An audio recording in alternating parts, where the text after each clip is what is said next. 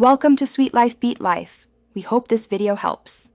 In 862, the Varangian Rurik founded Novgorod and began the ruling lineage, establishing the nucleus of East Slavic political life and law. Over the next century, regional princes consolidated around Kiev and formed what historians call Kievan Rus, a federation of principalities ruling Slavic tribes. By 988, Prince Vladimir adopted Byzantine Christianity for Kievan Rus, aligning elite culture, church architecture, and literacy with Constantinople.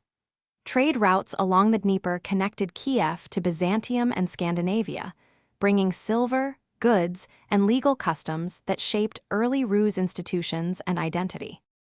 The Mongol yoke began in 1240 after the sack of Kiev and lasted about 250 years, fragmenting Kievan structures and elevating Moscow as a tribute collector. Princes of Moscow expanded control, and in 1547 Ivan Roman IV crowned himself Tsar, centralizing power and creating a standing bureaucracy that replaced many tribal ties.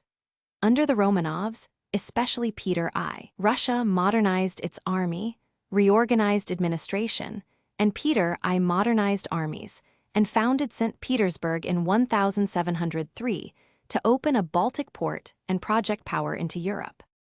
The 1917 revolutions ended the monarchy and led to the Soviet Union by 1922, as Bolsheviks nationalized land, industry, and created a one-party state that redefined Russian identity.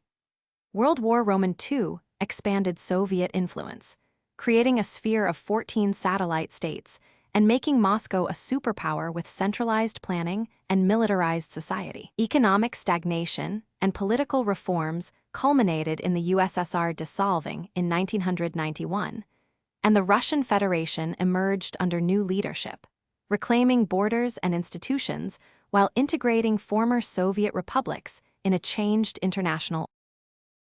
Thanks for watching. Consider subscribing if we helped you.